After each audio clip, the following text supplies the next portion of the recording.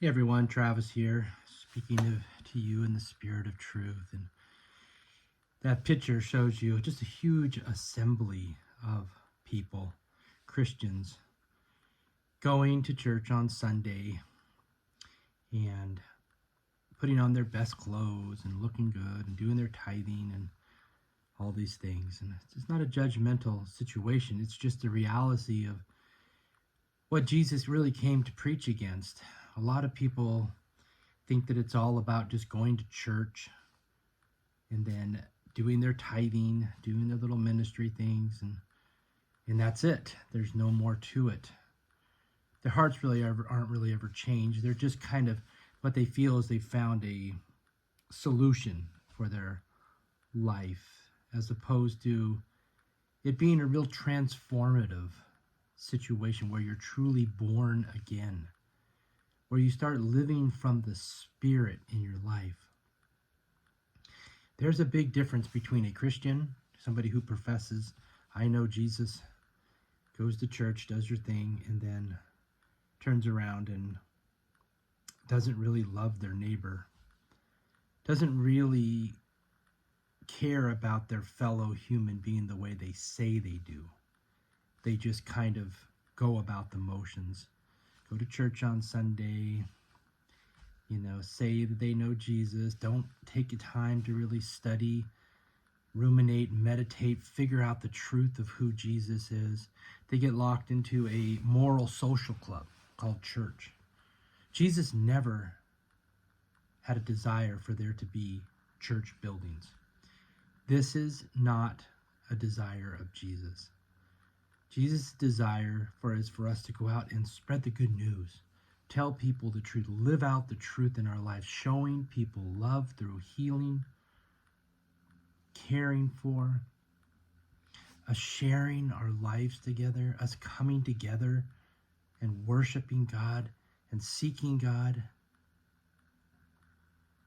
asking questions, delving into who God is together, not for our goodness alone, but so it can pour in and then pour out of us for all people, for us to show that love to other people. The good news is a freeing state for us to be born again and walk with our Creator anew, without shame, guilt, or condemnation. Churches can kind of, what I've found, leave it a little short, leave it dry. You think, okay, I went to church on Sunday, I did this, I'm a good Christian, I did a little ministry, I did a little tithing, I feel good. But there's no real substance to it. It's like like Jesus talking to the Pharisees and the Sadducees. It's an empty vessel. There's nothing inside. Looks good from the outside, nothing in the inside. There's been many times. I'm remembering this one time when a pastor ended up was gone, grew his hair out, beard, made himself look totally dirty, had a face wrap on, and was sitting outside the church as a homeless person, and people just kept walking by him, going into church, going into church, going into church. Nobody would talk to him. Nobody offered him food or water. Nobody invited him into church. And when he got done and everybody had walked in and sat down, he had been gone for a while doing this, got up, took off the facial mask, the covering, walked in and got up on the stage. And he said to his congregation, "Are you guys not getting the message? I was just sitting out there, a person in need, hungry, possibly, thirsty, in need of love, and every one of you guys walked right past me. Not one of you stopped to ask me how I was doing. Not one of you stopped to ask me if I was hungry or thirsty or if I needed something. You just walked right past. Talking about what you're going to do after church, how are things going to go to a barbecue or watch a baseball game or this and that. But none of you guys saw me or cared to reach out to me. It saddened this preacher's heart because that's what it looks like. I've seen it myself. I've experienced it myself where somebody, when I was going to church, somebody new, somebody who looked different than everybody else would come in. People were nervous. Like, what's going to happen? Who is this person? What's going on here? Nobody reaching out to the person in love. Nobody coming and seeing how they're doing, telling them they care about. Nothing. Just living in fear, living in protection of themselves. Thinking, oh, that person, man, they're really messed up. As opposed to thinking that we're all messed up and fall short of God's glory.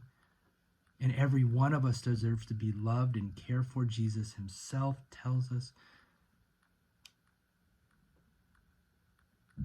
when he's talking to them, he says, they were asking him, well, when did we help you? When did we see you, Jesus? Well, the time you gave the person water or fed them.